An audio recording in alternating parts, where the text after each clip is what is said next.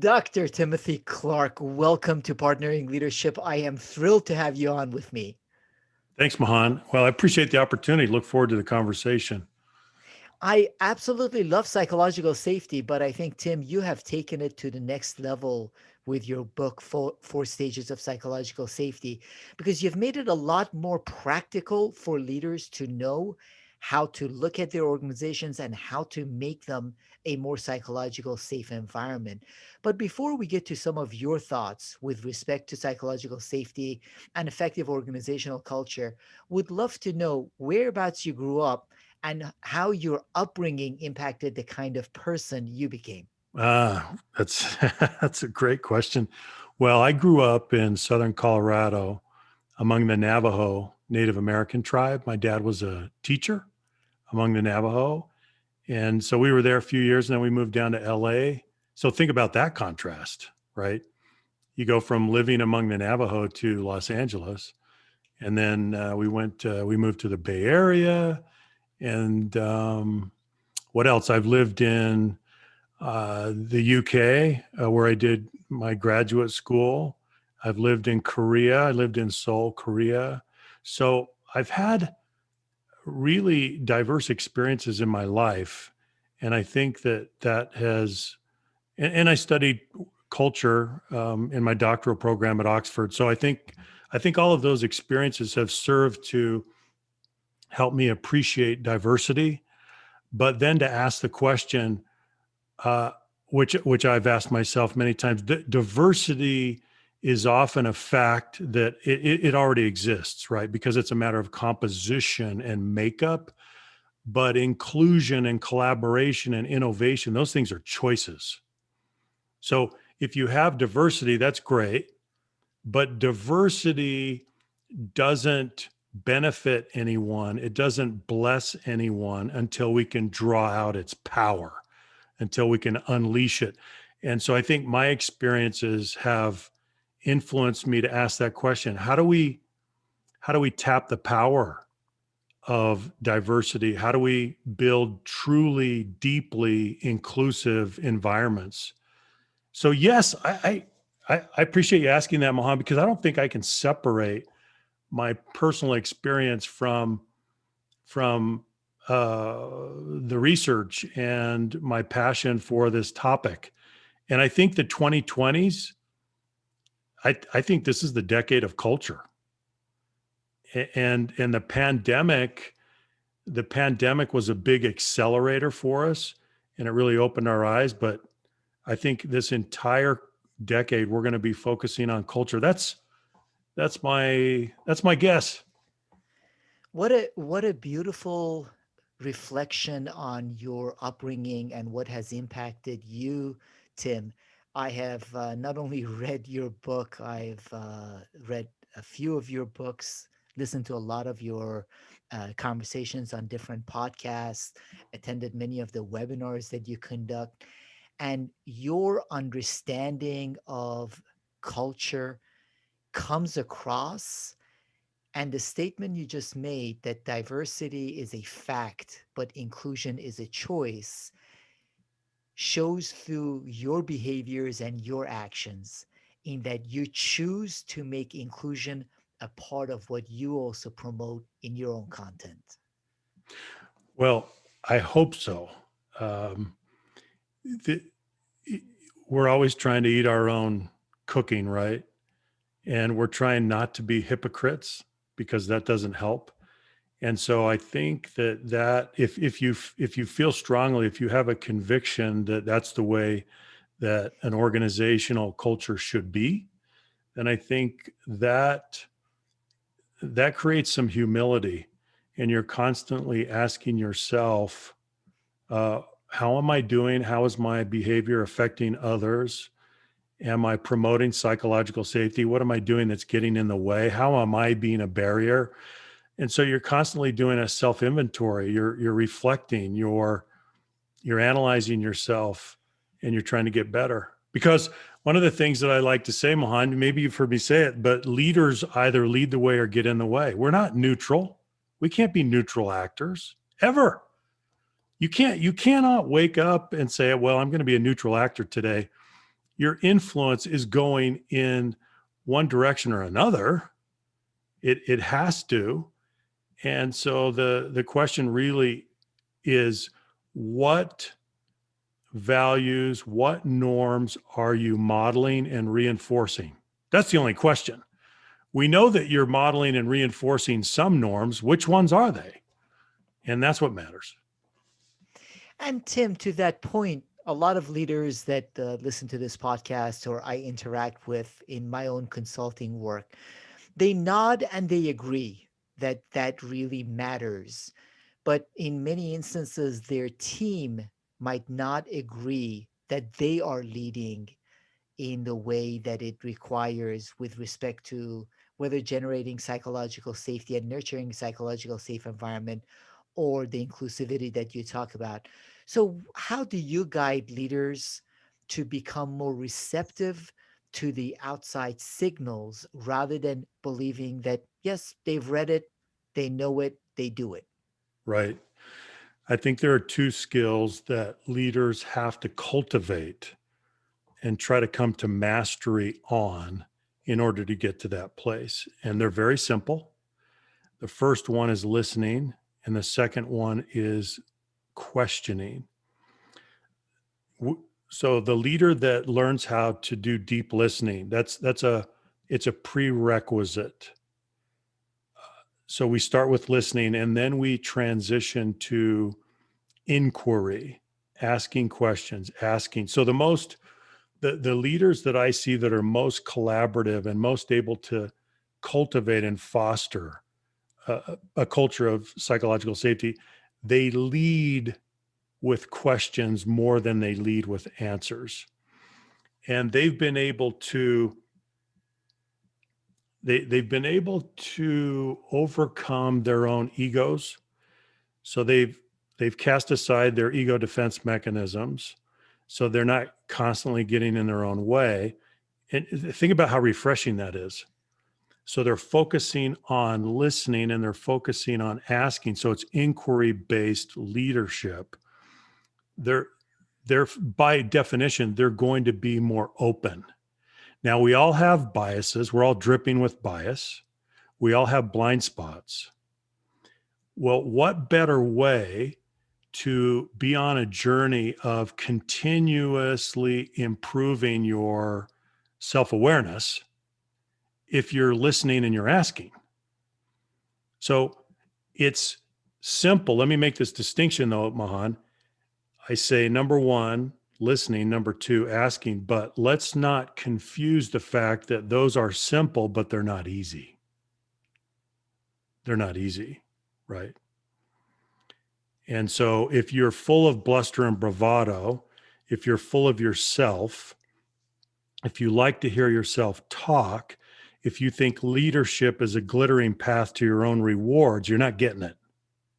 You're just not getting it. And you need to go sit down and you need to do a little bit more reflection, maybe a whole lot. In fact, I'll even give you an exercise. I give this exercise to executives that need to come to a new level of self-awareness. They will often say, "Oh, Tim, yeah, I'm very self-aware." And I'll say, "Well, you know what? That's a nice idea. I'm glad you think you are. Let me give you an exercise. So here's the exercise. I want you to go find 10 people that know you well and that interact with you on some kind of a sustained basis. Could be at work, doesn't have to be though. Could be in other social settings or circles, other environments. I want you to find 10 and I want you to go to them and I want you to have a conversation with all 10 and ask them this question. Here's the question. How do people perceive me? Now, I don't want you to, don't ask them, how do you perceive me? Because that's still not safe enough, even though they may be your trusted advisors. You got to give them a little bit more psychological safety. You got to buffer that a little bit. Ask them, how do people perceive me? And I promise you that if you ask them that question, they're going to give you some insightful responses. If you do that 10 times, you're going to come back and you will have had a revelatory experience, and you'll probably be shaken up by it, which is fantastic. So come back to me when you get all 10 done, and then let's have a conversation. And I promise you that conversation is going to be a little bit different then than it would be now. So that's just a little exercise, Mahan. That is a brilliant exercise, Tim, and thank you for sharing it. I would encourage all of our listeners, regardless of whether they think they have very small blind spots or big blind spots, to do that. And that conversation by itself can be very revealing for them. Now, you also, I know, studied culture at Oxford. You mentioned it. And you talk about the fact that change and crisis liquefies culture, which in essence means that with the crisis we've been going through, there has been a lot of liquefying of the culture, providing an opportunity for leaders to reestablish the culture of their organizations and their teams. Yes. Let me give you an example. So here's a really simple example that probably all of your listeners can relate to. So I was on a Zoom call just the other day with a woman, and her children and her dog were in the background. They were going back and forth, making noise. She didn't apologize about that. She didn't say, "Oh, I'm really sorry," because she doesn't need to apologize about that. So, isn't it interesting how the norms have shifted? The pandemic has created, whether you like it or not, greater levels of vulnerability for all of us in many different ways. That's just an example of how a crisis can liquefy the status quo. So, culture, what happens is that culture gets hard.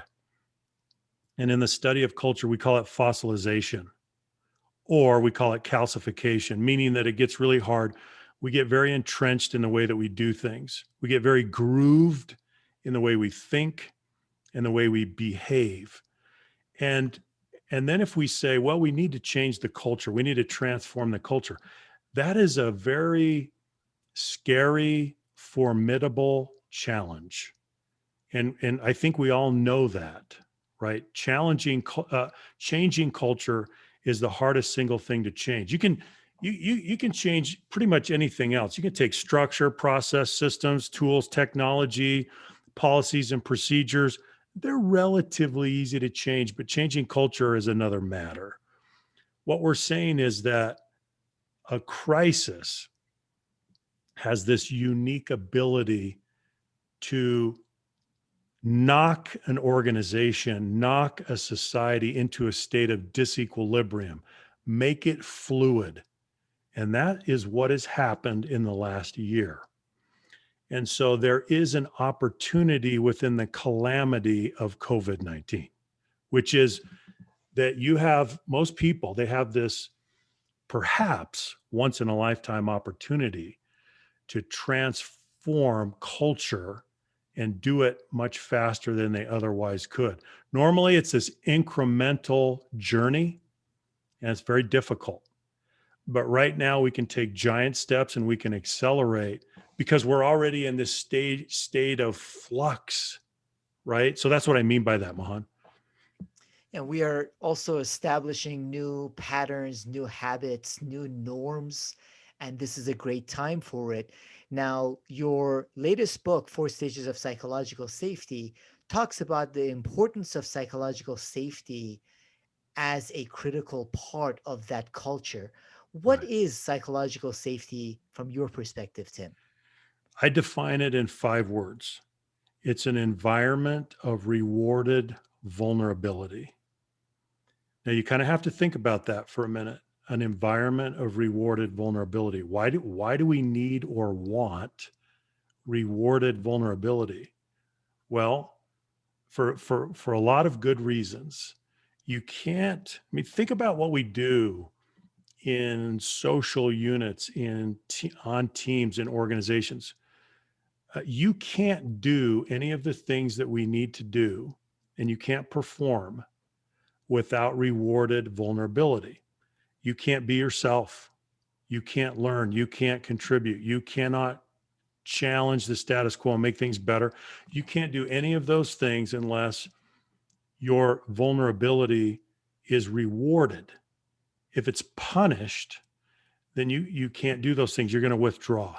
You're going to retreat and you're going to manage personal risk. So psychological safety is the heart of culture. And if you don't have it, what we're finding, Mahan, is that you cannot compensate for its absence or for it being very, very low. There's really no workaround because it's the enabling condition that allows you to do all of those things that you have to do in an organization to be successful and perform. So it's this indispensable requirement. So that rewarded vulnerability, is there a certain level of vulnerability that is appropriate, certain level that is not? What is showing our vulnerability like in the work environment? Yeah, fantastic question because psychological safety is not binary. It's not something you have or you don't have. And so it's a matter of degree. But what I lay out in the book is that there is a progression where psychological safety moves through 4 stages. And those stages follow the pattern of natural human needs. So, for example, stage 1 is inclusion safety. What does that mean? That means you feel included, you feel accepted, you feel a sense of belonging. And that is the foundation.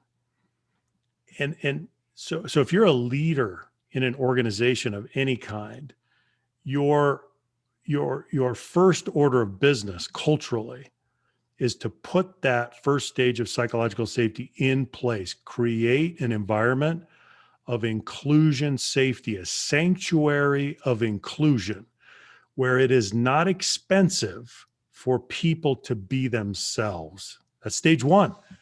And then we go to stage 2, which is learner safety, which means you can learn without being marginalized or embarrassed. You can do the things that learning requires, asking questions and giving and receiving feedback, experimenting, making mistakes. You're not going to get clobbered for it. You're not going to be embarrassed or ridiculed or harshly criticized in the process. That's stage 2. Then we go to stage 3, which is contributor safety, which means you take what you've learned and you use it, you apply it to make a difference. Most everyone I know, they want to be a difference maker.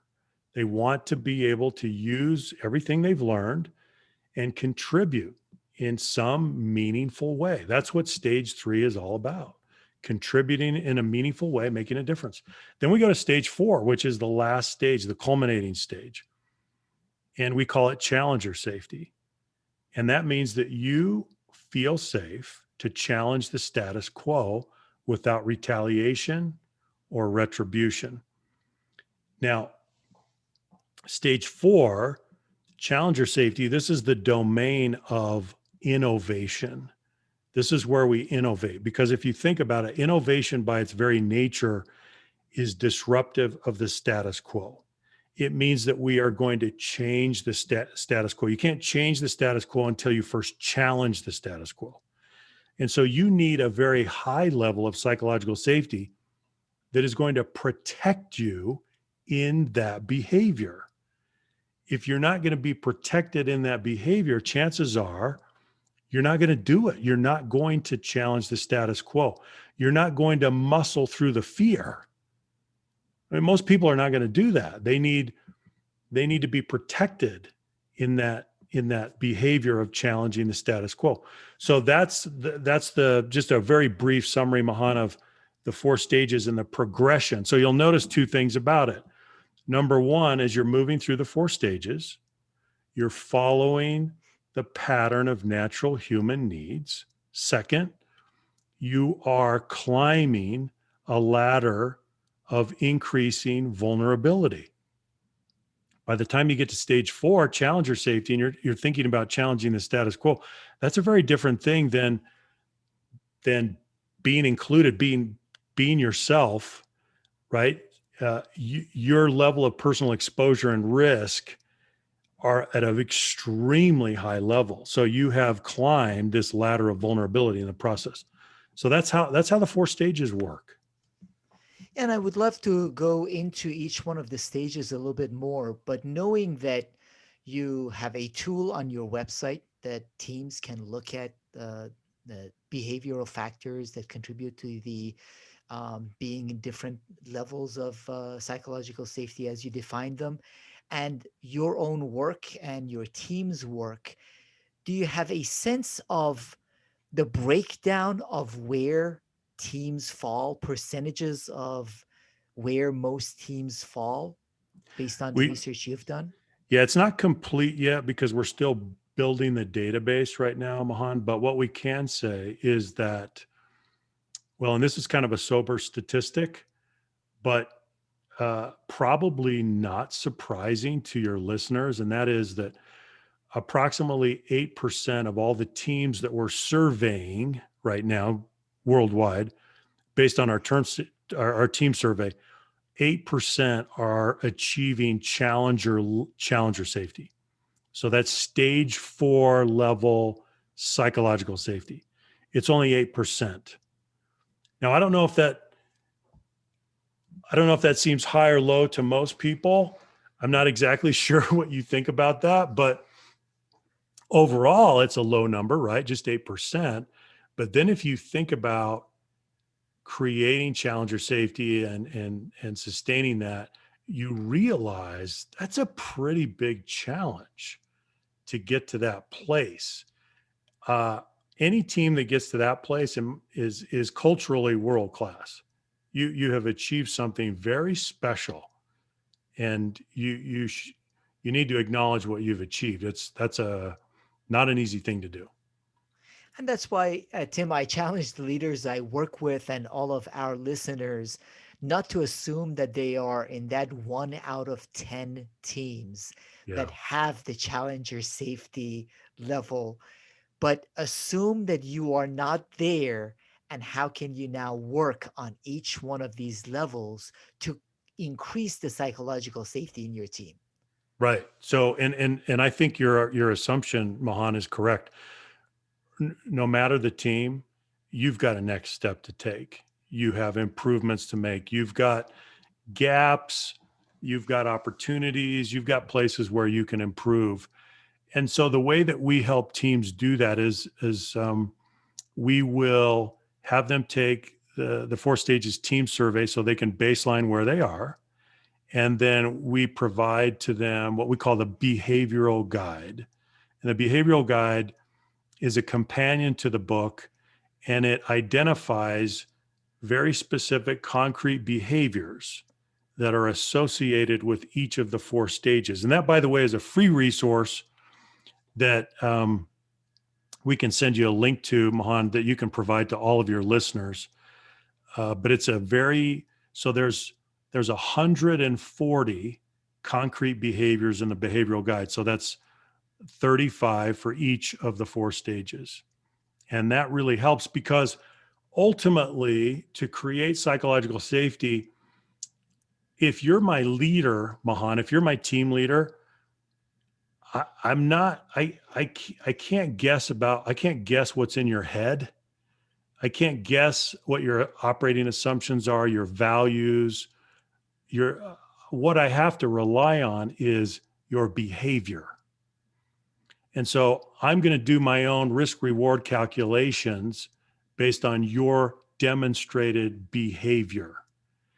And so the most effective way to increase psychological safety is to be able to identify the areas that we need to work on, where we need to get better, and then apply specific behaviors that will bridge those gaps, not bridge, but close those gaps. And that's why we use the behavioral guide. We take what we call a behavioral approach, because you can sit around with your team forever and you can talk about where you need to go and where you are, and that's fine. But that turns into philosophy after a while. We're just talking about it. We've got to jump into behaviors that we can practice and that we can model and we can reinforce. That's how we get there. That's how we shift the norms on a team. And we will link in the show notes to the behavioral guide, Tim, which is outstanding, an outstanding resource in addition to reading the book, looking at specific things that can be done with respect to each one of the levels of psychological safety. Now, stage one is inclusion safety. You mentioned that it's a human need and a right. And you also say worth precedes worthiness. And I would love to know what are a couple of things you would recommend to leaders to do to increase inclusion safety in their teams and organizations. Sure. Well, as you said, Mahan, stage one, inclusion safety, is a right. We look at it as a human right. It's not something you earn. It's something that you are entitled to. It's something that you are owed by virtue of the fact that you are human. You're part of the human family. And so, what that means is that in stage one, to create inclusion safety, we apply what we call a worth test to each other, not a worthiness test. We are not going to weigh you in the balance based on certain factors or criteria to determine your worthiness to be included. That doesn't work. We're simply going to say that you're entitled to inclusion based on your inherent worth as a human being. Now, we will judge you based on performance criteria. If you're an employee in an organization, there will be a time for that. But the original position is that you are worth inclusion, and we have no grounds to exclude you. So we have to apply a worth test, not a worthiness test. If we start applying a worthiness test, then we get into trouble and we cannot create the inclusive environment or culture that we need to create. So, stage one is, think about how challenging it is for many organizations and teams just to get to stage one, right? There's a lot of things that we need to unlearn. And this is where we have to take a hard look at bias and prejudice and exclusionary behaviors. And we've got to clear the decks of those things. And if we are engaging in any exclusionary behaviors based on certain demographics or psychographics or performance criteria, we've got to abandon those, right? We've got to abandon those things. It could be race or religion or age or gender or education or socioeconomic status or geography or family lineage or, I mean, language, you name it. Those are all illegitimate criteria for exclusionary behavior. You can't justify it. But those are the things that we use, right? Those are the things that we customarily use to engage in exclusionary behavior, but they're all illegitimate. That's why in the book I call them junk theories of superiority. And unfortunately, we still invoke a lot of those factors, and we use a lot of those things to justify our exclusionary behavior. And um, we this is where we're getting it wrong. And Tim, with most of the organizations I have worked globally and here in the States, most of the organizations and teams that I look at, they are barely at inclusion safety and doing a good job with Yeah, that factor. You do have a lot of behavioral elements in there, even something as simple as expressing gratitude and appreciation. yeah. Genuine gratitude and appreciation is part of that inclusion safety, which is lacking in many teams. Well, it's very true. We have to go back and think about why is inclusion safety stage one? Because, as I said before, Mahan, it represents the first stage of natural human needs. We are social creatures. We crave connection. We crave bonding. We deserve to be validated and acknowledged by each other. That is something that is we are entitled to. We owe that to each other. If we don't do that, then things start to break down. We create divisions, and we know how that goes. We've all been on the receiving end of exclusionary behavior. We all have. We've all been marginalized. We've all been embarrassed. We've all been left out. We've all been snubbed at some point, ignored, whatever it was.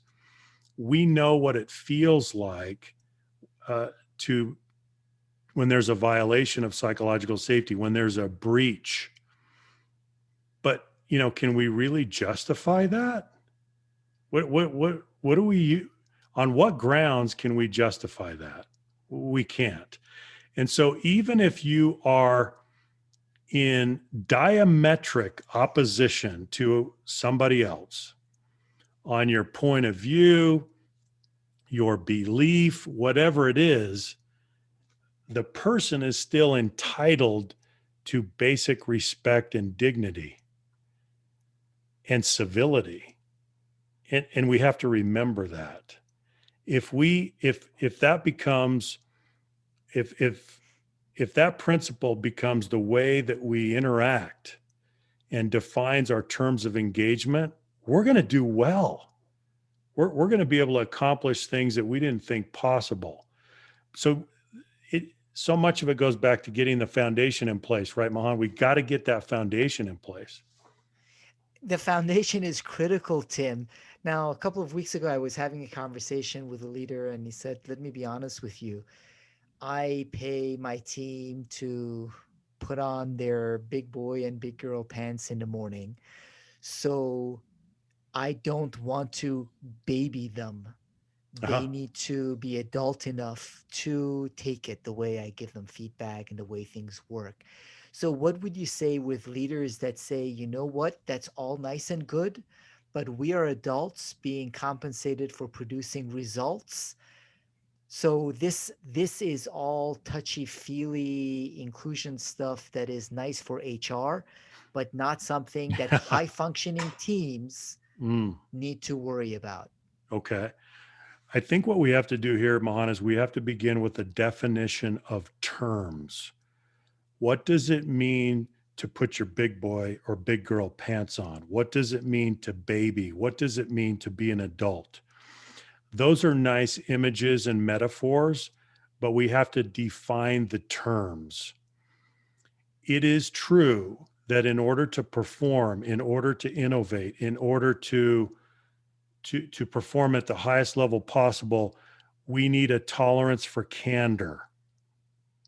We need to be able to challenge each other. We need to be able to have hard hitting dialogue.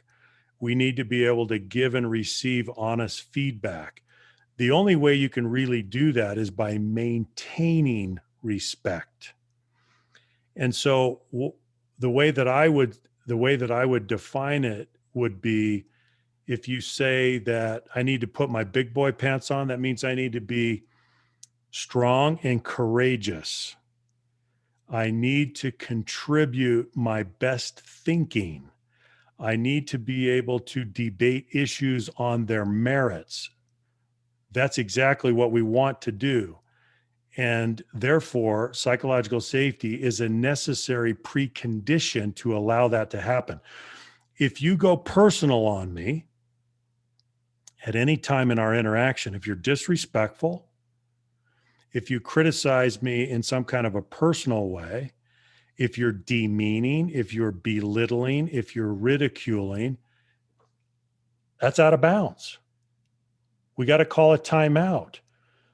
What if you're saying that I need permission to abuse you, to bully you, to publicly shame you, even in mild and subtle ways, uh, you, you're deceiving yourself.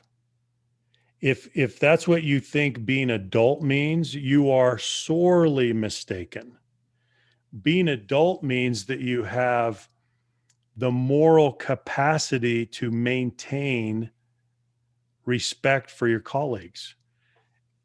And so, one of the things that I talk about, Mahan, when we get to stage 4 challenger safety, is that the best leaders that I've ever seen are the ones that can take intellectual friction to extremely high levels on their teams, but keep the social friction down.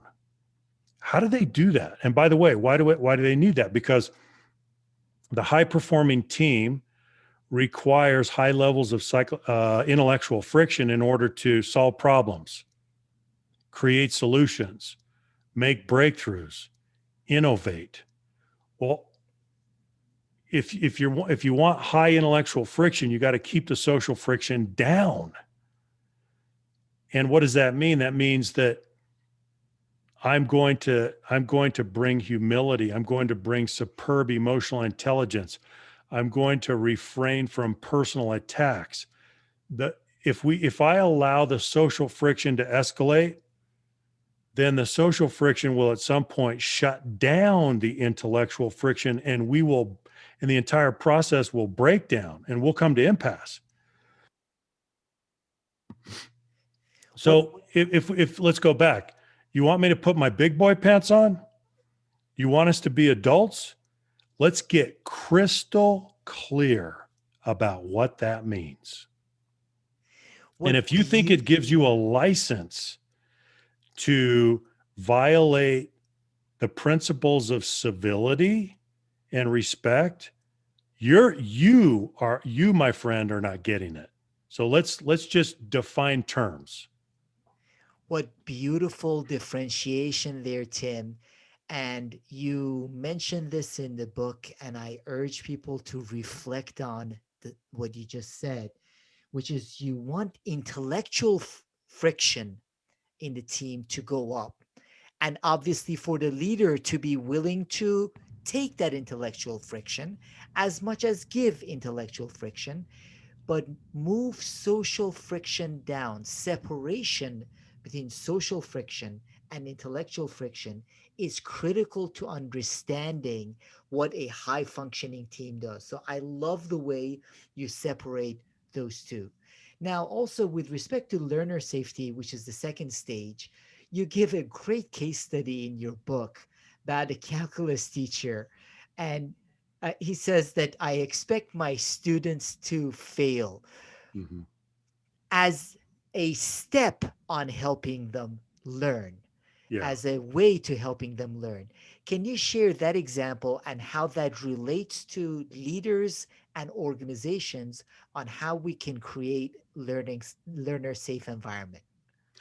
Exactly. So in the case study, I did study a calculus teacher, and I did room observations. I interviewed his students. I interviewed him, and the principle that he governs his classroom by, and really the central cultural principle, is that failure is not the exception; it's the expectation. You will fail your way to success with calculus. It is not the, as I said, it's not the exception, it's the expectation. We fully expect you to fail, and we're going to create a culture in which we disconnect fear from failure. Those two are divorced. And that's the kind of classroom setting or environment that he creates, or that he does create, Mahan, and it's incredible. I mean, I watched it in action, and it was real. Normally, think about this. Normally, we all bring some inhibition, some fear, some anxiety to the learning process, because the learning process is fraught with interpersonal risk. We're taking risks when we're but what does fear do? Fear neutralizes, or it at least slows down the learning process. And so what this teacher does is he disconnects fear from failure so that the students can dive in, and they don't feel that normal inhibition and that great anxiety. They're just going to dive in. Well, Is it really any different with adults? Is it really any different with learning professionals? I don't think it's that different. And actually, the research tells us that it's not that different. We're we're just more careful, right? We're more experienced. We know how to manage the environment a little bit better. We do fear detection when we're in an environment, and if we think it's not safe, we know how to manage personal risk. But it's the same for us. So learner safety is very important. It's a requirement that we need so that we can learn, uh, so we can apply the principle of learning agility. Now, let me define this for your listeners. Learning agility is a very important principle. Learning agility means that you can learn at or above the speed of change. And in most organizations I know, that's a requirement. If you're not learning at or above the speed of change, you are moving into an obsolescence cycle. You are losing slowly your sources of competitive advantage. So learner safety becomes critical. Which is why I love that you say we no longer earn a living, we learn a living. And as the pace of change is picking up, becoming faster and faster, we do need to have that learning environment in our organizations. Now, the next step is contributor safety. And within contributor safety, you also talk about accountability, which is important with respect to organizations and having a psychological safe environment. Do you mind talking a little bit about accountability and the levels of accountability that come into play when thinking about contributor safety? Sure, when we get to stage three, contributor safety, we're really in a performance based environment. Now, that was not true with stage one inclusion safety. We just needed to be ourselves, right? And we were entitled to be included and accepted. But when we get to challenger or when we get to contributor safety, stage three, we have moved into a different realm. And the social exchange there is that we will be given some level of autonomy, we will be given encouragement, we will be given guidance, but in exchange for what? In exchange for results. When we get to stage three, contributor safety, we have to deliver the goods. We have to be able to perform. We have to be able to show results. And that is as it should be because we're all accountable. You can't have an organization, you can't perform without accountability. We're all accountable. So what that means is, and I specify three different levels of accountability in the book. Level one is task-based accountability. That's the basic level of accountability. With a task is a basic unit of work. So in the book, we talk about three levels of accountability. Level one is task level accountability. A task is a basic unit of work. It's a basic divisible unit of work. We take everything that we do and we divide it up into tasks. We have to come to mastery at the task level first. And then we can move to stage two, which is project or process level accountability. A project is a group of tasks with a beginning and an end. A process is a repeating sequence of tasks. That's the second level of accountability. And we should be aspiring to come to mastery at that second level. And as leaders, we should be helping our people get to that level as well. So, what I like to say is that level one, task level, or level two, project and process level accountability, those are not destinations. Those are places that we want to pass through. Where do we want to go? We want to go to the third level, which is a outcome level accountability. Outcome level accountability means that we are responsible for the results. We're responsible for the performance. We're responsible for the outcome. That's really where high performing individuals go. They live their lives in a world of outcome based accountability. That's the destination.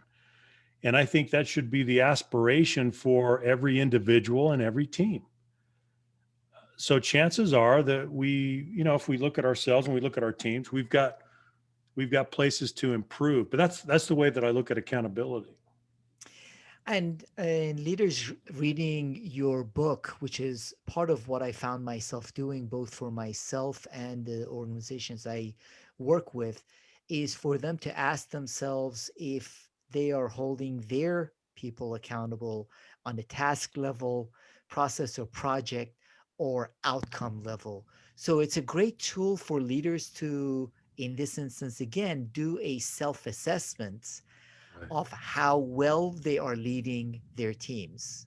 Yeah. So, for example, if you're a team leader, say you have 10 members of your team as direct reports, you could ask that question about every single individual and you could literally plot them, right? All 10. So, where are they?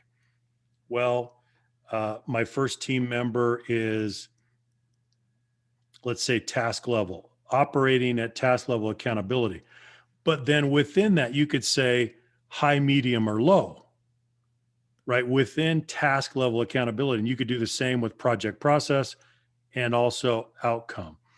And it's a great way, it's a great diagnostic tool to help you understand where each of your team members are. And then the next question is, or really the next order of business is to speak with each member of your team and say, this is what I see. This is the pattern of your performance.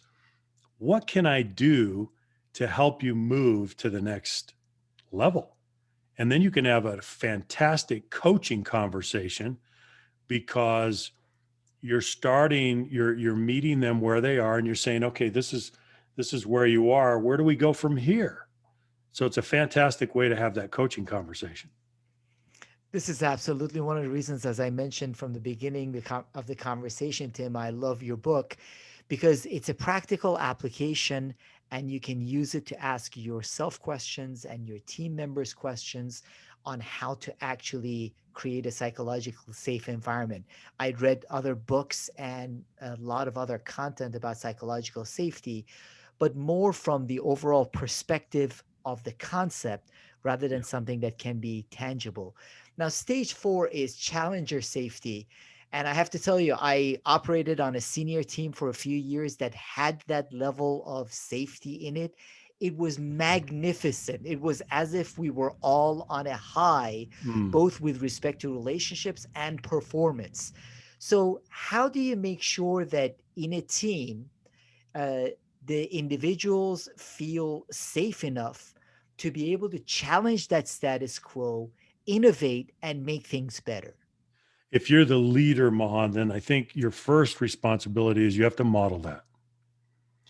You have to model the behavior that cultivates stage four challenger safety.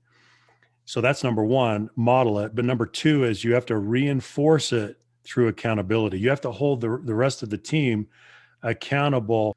And so what you're doing is you are giving people permission to do that, right? And you're never going to get there. As soon as you let it go, you're giving the entire team permission, and we know how that goes. So number one, model. Number two, reinforce with accountability. I don't think it's possible to get there if you're not doing those two things. I don't know a way. I think you have to do those two things. Those are the two indispensable requirements of creating and sustaining stage four challenger safety. And as you also say in the book, you can even assign dissent. You can encourage those disruptive ideas. You can encourage people to bring bad news to you. The example I gave, I was on a senior team, the CEO, chairman of the board, Peter Handel of Dale Carnegie Internationally. The first time I disagreed with him in the senior team meeting, afterwards he pulled me aside and I was like, uh-oh. There I am in a senior team meeting and I disagreed, president, CEO, chairman of the board. Yeah. And he said, thank you, I want to see more of that out of you. And we had a conversation. So almost every single time, that's what he did initially with the senior team, where he encouraged through truly wanting to hear the disagreements and pushback in creating the a psychologically safe environment. So to your point, the leader modeling it is more important than anything else that the leader can do. That's a beautiful example, Mahan. What a beautiful example. And probably most people have, at least for a short time, been on a team where they had challenger safety, stage 4, and it's invigorating, it's exhilarating. It creates a peak engagement experience that you never forget, and you just want to be in that environment all the time. It's so great. Yes, and you have the roadmap on how leaders can lead their organizations to get there. You also say lead as if you have no power. Hmm. I do. I say that a lot, Mahan, because I think it puts leadership in perspective. Organizations give people the artifacts of title and position and authority, and we need those things in order to run and manage large complex organizations. We understand that. But if you have the mentality and the mindset that you have no power, it puts leadership in perspective, and you're not going to hide behind those things. And you're going to become agnostic to title, position, and authority. And it's really going to give you a much more accurate perspective about what leadership is all about. That's why I say that. I think it helps. It truly does. And I really appreciate all of the thoughts that you have shared. Before finding out how the audience can connect with you, in addition to the links we put in the show notes, are there any other resources, leadership resources, that you typically find yourself recommending, Tim, for people wanting to have become more impactful leaders themselves? Well, I think the most important suggestion that I could give that really has we've really learned the power of this during the pandemic, and that is that the pattern of your learning and the pattern of your training, if you're on a team, the pattern has to be frequent and brief rather than infrequent and long. So I want you to think about the traditional approach to leadership development. And in the past, it was, okay, we're going to do some training or we're going to do some kind of development activity. And once in a while, we'd get together in a structured learning environment, and that's great. There's nothing wrong with that. That's not getting the job done. The pattern that in this pandemic, we have learned that the pattern needs to be frequent and brief. We need to go to very brief learning segments, learning moments, single point lessons, the micro learning principle, and we incorporate it into natural workflow. So, for example, we did it this morning with our team. We had our team huddle, which we have every morning. And then we had a training segment that lasted the 5 to 10 minutes. That's it. It's that frequent and brief, continuous pattern that I would leave with your listeners, Mahan. That's what we've learned during the pandemic. We've got to move to that. We can still do our training. We can still do our events. We can still do our formal learning and our structured learning environments. That's great. We're keep doing it. But we've got to add to that training and development in natural workflow every day. Could be 5 minutes. It's incredibly powerful. It is a lot more powerful and it sticks a lot more effectively. Now, I know you and your team provide lots and lots of different opportunities in addition to the book for people to engage. and learn from you. So, where do you send the audience to find out more about you, Tim, about the book, and the many resources, training and otherwise, that you and your team provide at Lead Factor? Sure, we would love to have people visit us at leaderfactor.com. People can follow me LinkedIn, Timothy R. Clark. Twitter handle is the same, Timothy R. Clark. So we welcome any listeners that would like to visit us and learn more. We're happy to have you.